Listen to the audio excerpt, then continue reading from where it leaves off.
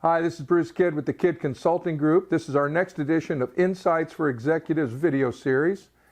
In the past, we have addressed some pretty traditional business topics: marketing, sales, finance, how to prepare your company for sale, how to manage cash flow, and so on.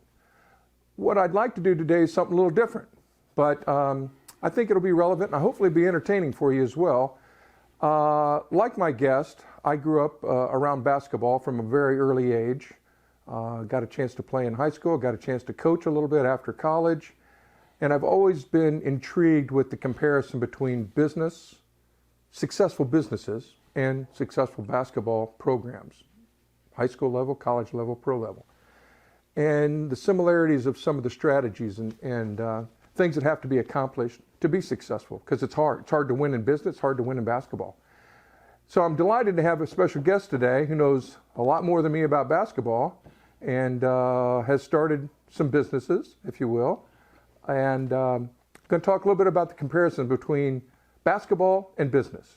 I'm pleased to have Dan Dakich with me today. Dan? Thanks for having me. Thanks for being here, my friend. Appreciate you having me. And before we start, I want to, just so that people out there are aware of this, because it's important, because it's a little bit of what we're going to talk about. Congratulations to you and Lee for your Cycles for the City program. Oh, thank you. Are you kidding me? It's, you dominated that. Well, I mean, people out there don't know, most people don't know what you're doing, but you guys took that on your own, not-for-profit, providing new bikes to kids from low-income families all around the state. It's an incredible initiative, and I'm just delighted that you took the initiative to do it. And thanks for making a difference in the world. Well, you made the difference. We've been doing it for 4 or 5 years, and we were lucky enough to partner with the Sports Corp. And once the Sports Corp took it over, it went from Lee and I buying bikes on our own and giving them to kids through my radio show to, man, now we're in centers, we're at schools, we're at community play. I mean, it's just been awesome. Yeah. And I got to thank you for your Concerts for a Cause. Excuse me. You and what you did is going to make such an impact. You got us over $40,000, which I'm no mathematician, but at about $200 a bike, lock, and helmet, that's pretty good. And we're adding to it with a golf outing, but it's something near and dear to most people's hearts, Bruce. I mean, let's be honest. Bike means freedom to a kid. He gets out of the house, he goes play. Yeah. And it was something important to my wife. Yeah. Well, I just wanted to make, because I want people out there to know what you're doing besides what we're going to talk about today, because they all know you. They know the basketball Dan Dakich, but I don't think they know the philanthropic Dan Dakich. So we're going to go through some topics, and I want you to just give me your thoughts about how it's relevant for basketball, building a basketball program. Sure. The first one is I serve on the board of a company here in Carmel, and they've been very thoughtful about their mission. Mm-hmm. Why do we exist? What purpose do we have in the marketplace besides just selling stuff, making money? But why do we exist? The big why. Why are we here? And it has helped them, A, be very successful, but also helped everybody on the team, the 70, 80 employees, understand here's where we're going, and here's how we're going to get you, where you're going to help us get there.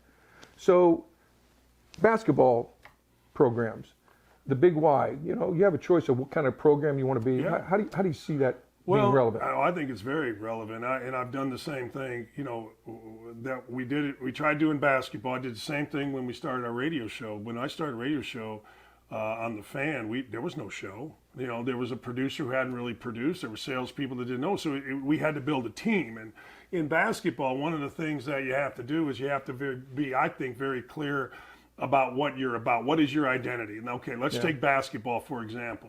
A lot of guys will get in there and say, look, I don't care what you do as long as you show up to practice and we win games. That wasn't my thing. My thing was, look, we're going to go to class. First and foremost, we're going to go to class.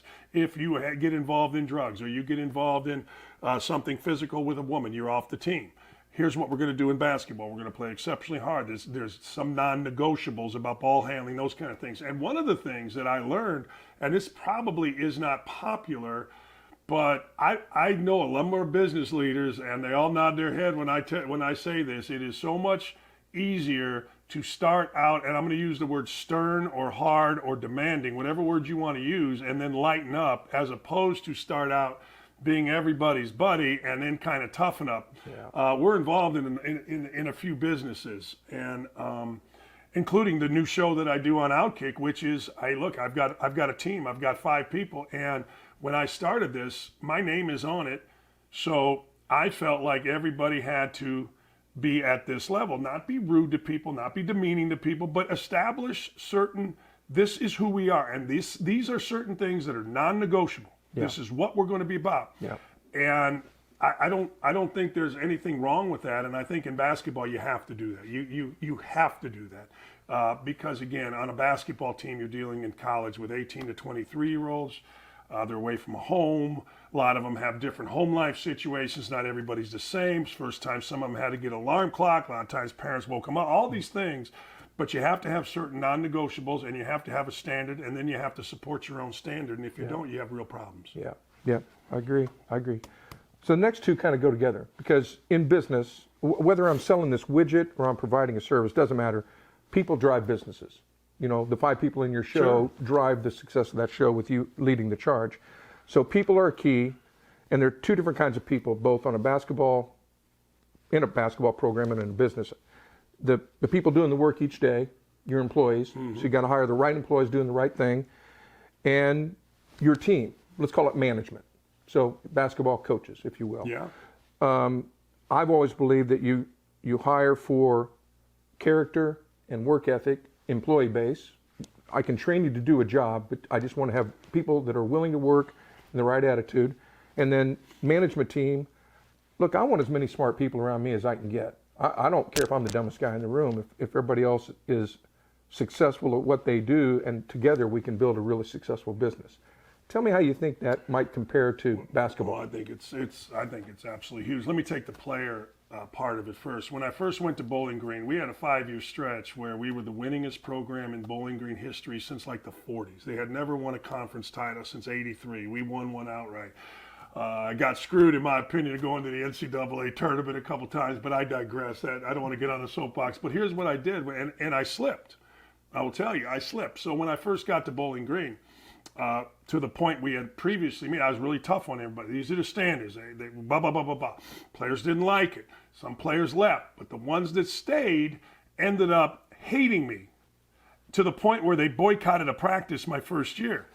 Now that same group that stayed, I literally talk to once a week. I just got off the phone on my way here with one of them. So when I first got the job, leaving Coach Knight, I was very particular in who I brought into my program. Yeah. Very particular.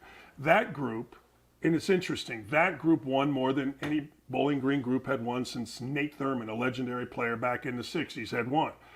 I think I slipped. I still brought in good guys. And here's the difference, I think, and I think this is very important in business. Character, we all talk about character. What is character? Well, being a good guy, doing all, okay, fine. But it's your ability to bring in the kind of people that mesh with you. Like, I brought in good guys and I made them go to class and they all graduated. But my style of coaching did not mesh with kind of the second tier of guys that I brought in. My first group, I knew, man, this guy worked for a tough coach. This guy played for a friend of mine. This guy, I know I could be high. I know I could coach him the way I wanted. Second group, and I call it a second group, we had gotten to a point. We'd lost to Kent State in the championship game to go to the NCAA tournament. It was a Kent State team that Indiana beat in 2002 to go to the Final Four. So they were that good, Kent, but we just couldn't beat them. So I took like, well, he'll learn from me. He's a great kid. He can play. Not the toughest kid. Doesn't like to really be coached, but I took chances, and it was wrong. Yeah. And you have to make sure, I think, in business that, yes, we want to hire smart people. Yes, we want to hire the most qualified. Yes, we want to hire good character, but they have to mesh and be able to be coached and be able to be great teammates to others. And that is a very difficult thing to find. And to your point about coaches,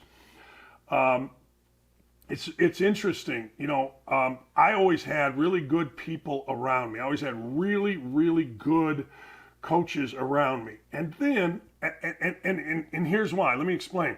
I'm at dinner. I'm taking an assistant coach out, and I'm going to meet him. And I took one of my other assistants, and we're bringing in a candidate. And I didn't like the way he was to the waitress. I just didn't like the way he was. He wasn't overtly a jerk. I didn't like the way he was, so I didn't hire him. He gets hired somewhere else and lasts about half a year. So, I'm one of those people that drives himself crazy because I look at literally every single thing. Yeah. And it drives me crazy. But you have to have people that fit the owner, the leader, the boss's personality and can work with him regardless of all the other stuff. It has to be a mix. Yeah. It's an interesting analogy. If you think about the Butler coaching tree from Thad to Todd to Brad, I mean, there's some guys that were on that staff that are out now leading programs.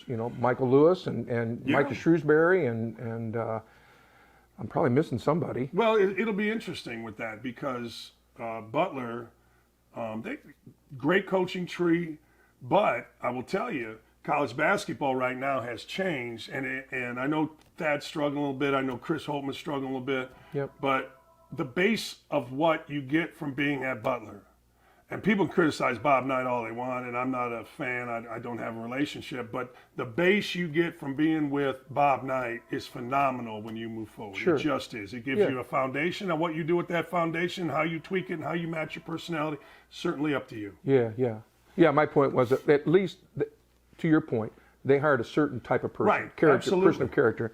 They can be successful or not, but we're gonna start with the right kind of person. That's exactly right. Yeah. So, you're watching a game on TV, and the announcers talk about how unselfish a team is, how they share the ball, and they play good team defense. Business is the same. You have to. Well, I'm curious about your perspective on the basketball side of this. Company I know well here is now an employee-owned company. Used to be privately held by one guy. Now it's owned by the employees. He sold it to the whole group of employees. Their perspective has changed. Now they understand that I have an important role. I'm not just clocking in, clocking out, and getting a paycheck. I'm an owner. And what I do affects Dan and Bill and Mary.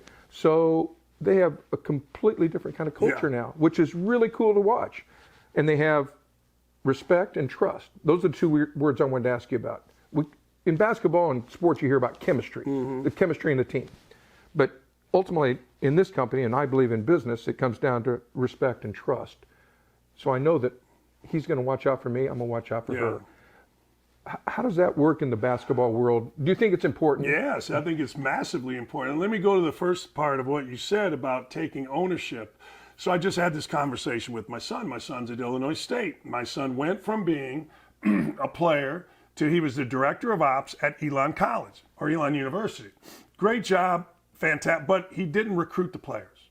And certainly he's not the head coach. He's the guy in charge of me. Well, now he goes from the director of ops at Elon to now he's a full-time assistant. Now he's recruited the players. Now he's got a vested interest in these kids. Now he has told in their living room along with the head coach what is going to happen and how it's going to happen for your son. Yeah. So now he's like, Dad, and they're getting beat. So he's, Dad, I can't believe how miserable I am. I go, well, now you have ownership. Now you are. And the same thing happens when you go from being a player to a coach. It's amazing, Bruce. When you are a player, you think you really care. You think you're really invested. You are invested. Physically, you're invested. Man, I mean, when you played for Bob Knight, if you lost or even when you won, sometimes you're up at 5 a.m, you're invested. But the day goes on.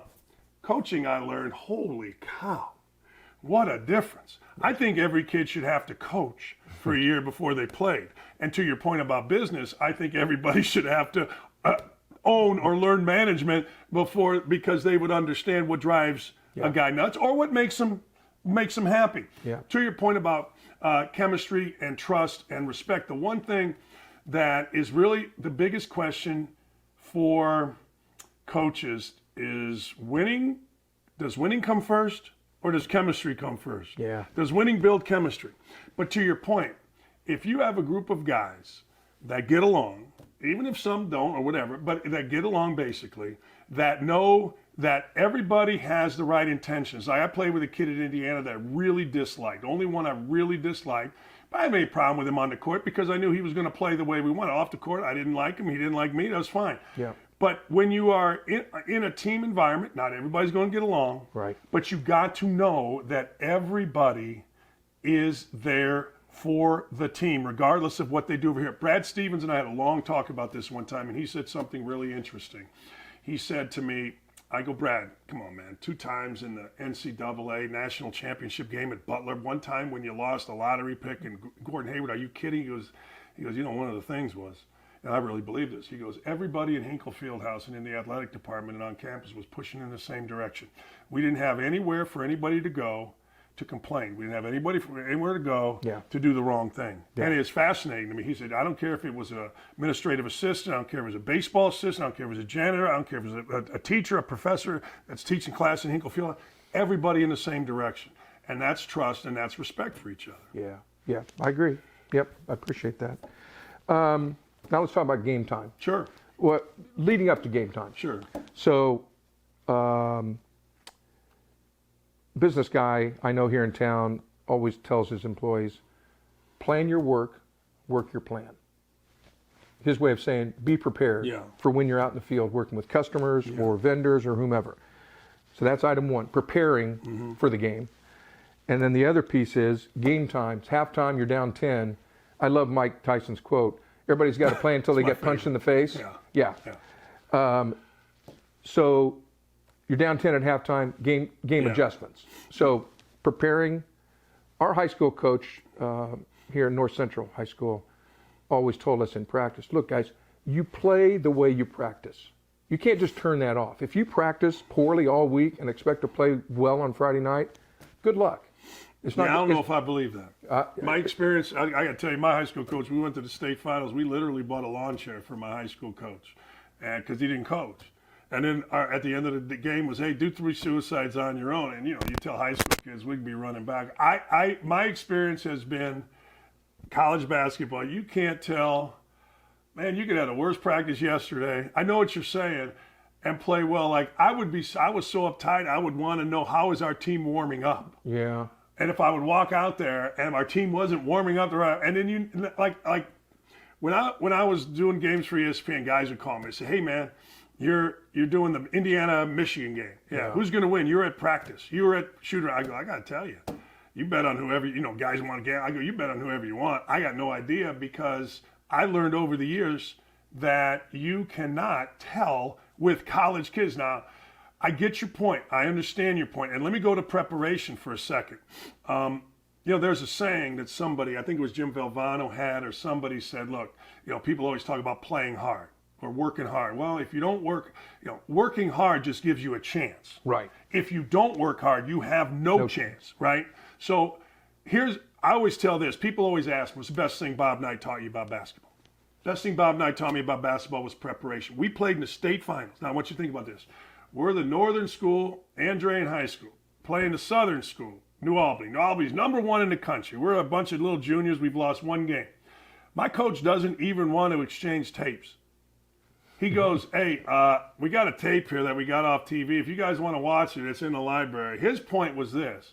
We're going to play the way we play. And it's kind of a John Wooden thing. Like, we're going to play the way we play. Now, Coach Knight was totally different. He wanted to know, okay, that little pinky on your hand. Now, does he dribble? I mean, why does he do? I mean, and it was a great experience. But the #1 thing that I believe, Bear Bryant had a saying, it's a great saying. They said, Bear, what do you do game day? He goes, I sit around all day and figure out how to not be the reason our team loses. And I did that as a coach. Like, I'm telling you, but 2 seconds before we went out onto a frickin' court, I'm watching film because I did not. If I had a frickin' phone, I would be walking out there watching film on it. But in terms of players, I swear to God, Bruce, it's the most odd thing that there is. Now, in business, I got to tell you, and I'm going to use assistant coach, fired a guy. Only fired 2 guys. 1 guy for a personal thing and 1 guy because he did not do the work. He thought he was smart. He did not. He hurt our players by not having them as prepared as they should be. And you just can't do that. When you're in a serving environment, which is what a coach is, or a business leader, or a charitable leader, you have to make sure that you're making others better as opposed to just getting through on your own. And but I'm telling you, it's a weird deal. My father told me that one time when I was like in 3rd, 4th grade going to Biddy, you practice like you play. I'm like, all right. And I've just learned weird stuff happens with kids when the lights go. It's just weird now, Bruce. Well, and maybe it's different. It's just different now. College program, you're talking about 18 to 22-year-olds. Yeah. In a business, you're talking about 30 to 60-year-olds. Yeah, if you're not prepared in business, I'd fire you tomorrow. Yeah, right. Yeah.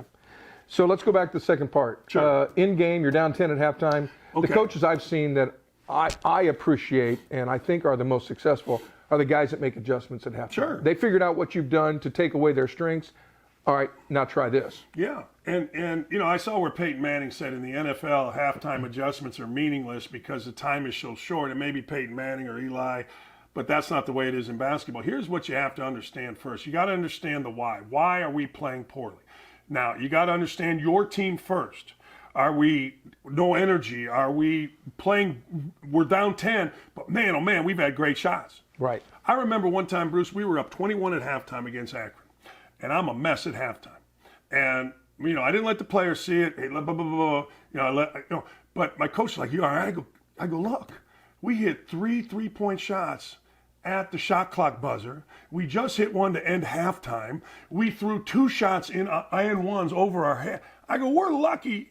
Now, we won by 35, and I was dead wrong. Okay, but you got to read your team first. Yeah. And some teams I had one team that only responded to me yelling. It's like my daughter. My daughter will take advantage of me, but then I have to be stern and then slow, Daddy. I had another team that if I yelled, they were going to go south. So you got to read your team. And then you've got to come to the conclusion basketball-wise, and this is where having smart people around you. And same in business. Why are they beating us? Like, what did we do first? Now, why are they? Well, they're running this set. Okay, let's switch the set. Right. Well, our big guy's posting up outside. Like, okay, but I got to read my own team first. I got to straighten when we're down my own issues out. And I think that goes to business as well. I think many times we look over here when maybe the problem is right here and then over there. Yeah. Yeah, there's an old phrase that a friend of mine told me way back early in my business career about hiring people and putting them in the wrong position. Absolutely. If you let that linger, there are long-term consequences. He said, what you have to do is fail fast. If they're not the right fit, you need to have a really sort of candid conversation. Say, Bill, sorry, I put you in the wrong spot. Let's go find another place for you because this isn't going to work. It ain't going to work for you and it ain't going to work for me, the business owner. And I think it's the same in basketball. You got to have guys in the right spot doing the right thing. It's funny. That is literal in basketball. And Kobe Bryant developed, Michael Jordan did the same thing. Kobe Bryant developed however he got to the right or left elbow, he was getting there. Right. And he wasn't missing. So, and I'm being literal with what you said. The spot. He had a spot. It's the same thing. Like I've seen announcers say, well, they got a good shot. Well, they didn't get a good shot. They got the shot the defense said to the offense, that's the one you're taking because he's not as good as the 3 other guys or 4 other guys on the court. So yes, and it's not only your players and Kobe Bryant's spot, but it's who's recruiting where. Yeah. I got to have guys that understand certain areas. I got to have guys that understand, maybe guard play. Maybe I got a big guy that's over here recruiting 3 guards. That doesn't do anybody any good because he maybe doesn't understand it. So it is, I don't care the business. We're involved in a golf course. Up in Northwest Indiana, my brother and I, and we're just investors. We have no anything. But when I did talk, the reason I invested was a couple reasons. One, we didn't have enough money to join. We used to caddy at it. I thought it'd be cool to go back and say, hey, look, I'm an owner. But the other reason is I just heard the guy's vision and what he was going to do with a pro and what he was going to do with a pool and what he was going to do with food and who he was going to bring in. And I thought to myself, you know what? This is pretty good. I want to be involved in this because he was going to put the right people, at least he had done the research as best he could to put the right people. And now the country club Innsbruck up in Northwest Indiana is thriving because of that. Yeah, I've been there. It used to be Gary Country Club. Yeah, I've been there. So let's talk about the lead dog for a second. Yeah. Private business, I'm the owner, I'm the CEO. I call the shots. Unless I've got an outside board of directors, I can kind of do what I want unless I start having a revolt from employees and I lose a bunch of people, then I got to start looking in the mirror and say, wait a minute, something's wrong here. Yeah. Basketball program, I'm the head coach. There's lots of outside people that have an influence on my success, unfortunately. But I'm still the face of the program while I'm there. So I love the quote, I believe it's John Wooden actually, it only matters what you do when no one's watching. Yeah. head coach, lead by example. You buy that? Yeah. CEO and a company certainly does. I'm very, very, very careful when I was a head coach on what I said every time. I would stop. Maybe I'm walking in. I'm talking to my assistants before I had players in the locker room, and I would stop, let them go in, and just gather what I wanted to say. I think it's very important. My wife's a Hall of Fame coach and player, and winningest coach at Syracuse, winningest coach at Bowling Green, and her thing was, she's a crazy fitness nut, and I go, why? I mean, I get that. She goes, look, I don't want to be a coach that is so out of shape and big, and now my players look at me, and I wanted everything that I did to be a positive impact on my players. And one of the things in coaching that is difficult, at least I thought on a college campus, like I would never go anywhere after a game where my players might be, meaning dinner with their parents. I mean, I wasn't going to bars or anything like that. Yeah. So truthfully, I found a bowling alley. The owner became a friend of mine. They had great cheeseburgers. To this day, they got a cheeseburger named after me. I'm like, I want them to be away from me. Yeah. I think that's important for the people that work for you. They don't want to be around you all the time. Like, I get a kick out of college basketball players talking about, well, man, we do it for the coach. We love the coach. I'm like, I talked to Indiana's team one time, and I pointed all these banners that I was either an assistant coach for or played for, grad assistant, whatever. I got to tell you, not one guy in any of those teams said, we got to win this for Bobby Knight.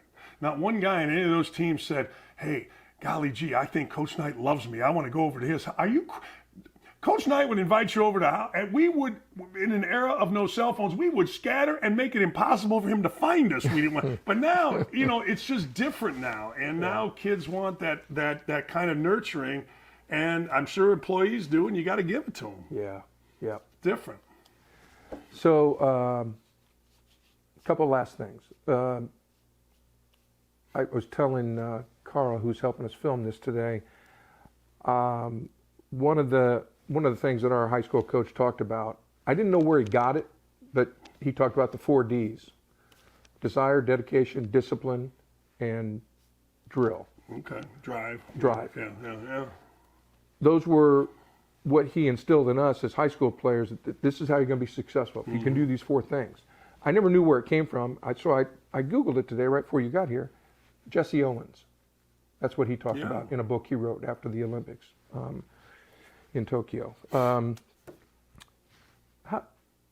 does that work for, what do you think about building a successful basketball program? Because it's hard. It's hard winning long term in basketball. Very. It's hard winning in business long term.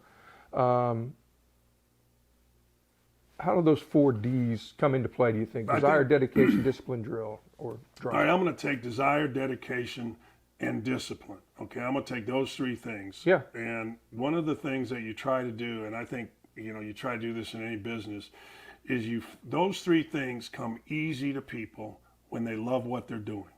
Nobody had to tell me as a high school or grade school kid to go out in my front yard we had a very small front yard and shoot baskets. Nobody had to tell me that I was going to run around the neighborhood. Why? Because I loved basketball, literally fell in love with it. And it's funny, as I've gotten to, coach and, Steve Alford or Calbert Chaney or Alan Henderson or Michael Lewis, everybody's the same. Yeah. Everybody loves what they are doing. They fell in love with basketball. I used to tell my son, who played at Ohio State, he could do things with the ball, because the game's different now. You got to dribble. I said, look, I played with one National Player of the Year in Alford, coached another National Player of the Year in Cheney, and none of us could do what you could do with the ball because it wasn't important. Right. Now it's a different game. So you got to adapt. But the thing about all of those things, and this is, I think, very hard in business. What is the desire? What is it? Is it money? Right. Is it making our company better? Is it your promotion? And I think, I think that's where I don't like how there's an ageism. There's against people that are a little bit older. We don't listen to you. Well, one thing I've learned as I've gotten older, man, can I read people? Yeah. Man, can I read what the heck's going on? And I think in business, if you can't read why somebody would have a desire or a dedication or a drive or whatever other D you want to put in there, Yeah. if it's for the wrong thing, and mostly I would think it's for money when you're in business, Yeah. then it's probably, you mentioned long term, it's probably not going to work. But if you can find somebody in your business that is truly dedicated to being the best that they can be, that's the greatest thing. I'll tell you this about Coach Knight. Now, again, I don't have a relationship, I don't want one, but I will tell you this. He legitimately did not worry about the score. What he worried about was how we're playing, our process. Right. Are we good enough? My first game, Indiana University, we win. We beat Miami by 20. I came off the bench in 1 minute. I had 5 points. I'm like, this is cool. This is great. Come in the locker room. Knight kicks us out of the locker room. Practice at 6 o'clock the next morning. We're supposed to go down and dress the football players dressed in the field house. You got to go in the football players' locker room. Football players stink. You guys stink, blah, blah, blah. I'm like, damn, we just won by 20. But he legitimately, and this is something that I think he legitimately did not care about the score. He cared about the process and are we doing the best we can do? And I think that's really hard to find in business. Yeah, it is. It is. It is. There's another quote I love. I grew up a Packer fan when I was a little kid, and Vince Lombardi was famous for running the Right. sweeps, with Paul Hornung and Jim yeah. Taylor. And somebody asked him one time about it, and they said, "What's your goal with those? You run them so often." He said, "I search for perfection, and I'll settle for excellence." Yeah. I love that quote because I think that's the way business is, and I think that's ultimately what happens in basketball a lot. Well, that's why when we Because there's no perfect game. No, but when we started this, you asked about identity. You get what you coach. You get what you accept. So Lombardi's saying, look, I'm not going to accept anything other than perfection. Now, we would run drills. We called it perfection, where you had to get 4 defensive stops. Everybody had to be in the right spot. Everybody, jump to the ball, this kind of basketball. But it's not that you're going to do that every time. Certainly, you're not. Perfect game's only in baseball or softball, I guess. Where you throw a perfect game. Basketball, I could take you through the Indiana Purdue game. First half, Indiana played Purdue and won was up at halftime by 15, 16, whatever it was. I could take you through that film. You and I could sit down. I could show you 20 mistakes Indiana made. I could guarantee you I could, because I was watching and I don't watch the ball. Well, if you're the owner of the business or you're the guy running the company, you damn sure better be able to identify that kind of thing as well. So again, Correct. It's what do you accept? Correct. And if you're going to accept down here, you're going to get that. Yeah. Move the bar high, people will jump over it. Move the bar low, people will jump over it. You know what I mean? Yeah. Yeah. And it's sad, but true. Yeah. I read a great article the other day by an entrepreneur. He doesn't live here, somewhere else in the country, but he was very focused. Just after COVID, we've been remote. There's like no company culture because we've all been working from home. I'm going to fix that. I'm going to have a really engaged corporate team culture that I want. And he went out of his way to create an environment where everybody felt comfortable. That was the word he used. Everybody felt comfortable. And you fast forward a year, and he's written this article that I read, and he said, "I made a mistake. I got what I laid out. I got too much comfort and no accountability. And people weren't getting stuff done, but we rationalized it all because they were comfortable in their job. Oh, we'll get it next time. Oh, we'll get it next time." And he said, "I'm not doing that anymore. I want a culture, but I want there to be accountability for people, and what they do has meaning, and they do it well." It's the same on the basketball floor. One of the things you have to, if you're going to be a coach, I believe, or you're going to be a manager, or you're going to be an administrator, whatever words you want to use, a leader, is you got to be okay with conflict. You just do. You got to be okay with, hey, look, this is an uncomfortable conversation for me to have with you. You mentioned it earlier. Look, this isn't the right place for you. Go work over there. We're going to work this out. You just do. And one of the things that I'll bring it again back to what you said about trust and respect. One of the things in basketball, you bring a kid in, and kids don't. This isn't 1950 where everything the coach said, everybody went, "Yes, sir. Let me have another. Yes, sir." No, it ain't that. A lot of times you got to have a videotape ready and say, "Okay, you're not. Well, yes, I am doing it. No, you're not blocking out. Here's 7 blockouts in a row. And that builds the trust. So that, but if you don't have that, look, I don't know, I'm not going to put people in age brackets, but I do know this. Players in basketball, because basketball, you are the most popular. You're playing in your underwear. Football, you're playing with a bucket over your head, and a lot of times you could be the star running back, be in the Wendy's, and no one knows who you are. Yeah. Hell, I was a bad player, and I go to Wendy's. Everybody, hey Dan, how you doing? Okay. Well, one of the things about basketball is that players have massive egos, and you've got to figure out, how do I manage this? And the best way to do that is to be firm. The best way to do that is to make sure that that person knows that you are making them better. Yeah. And if you're not doing that, players look at kindness as weakness. Total kindness. If you're making players comfortable, it's not like, man, thanks, Bruce, for doing. No, it's we can get over on him. Yeah. I tell you, that's how I looked at it. Every player. Kindness equals weakness. Yeah, I don't disagree with that. All right, that's the list. All right. We got through it all. I appreciate your time. My pleasure. I just thought this would be an interesting topic for our viewers who are business owners and executives. Edutain them, if you will. Educate and entertain. I do a lot of speaking on this because there is a parallel. Like, people have me come talk, and there is a parallel. And, I'm not sure that anybody that goes to play college basketball, 18 to 23 years old, even when you get out, understands it. But when they do understand it, when they become a business leader, when they have people under them, when they all of a sudden are the coach, assistant coach, whatever, boy, do they understand. Yeah. They understand it fast. Yeah, no doubt. Well, this has been great. Thanks for your time, man. My pleasure. It was really good. We appreciate your time. We hope this has been useful, informative, and something you can actually use. And maybe we gave you a chuckle or two along the way. Well, he did. We'll be back again with another video soon. Be well. Thank you.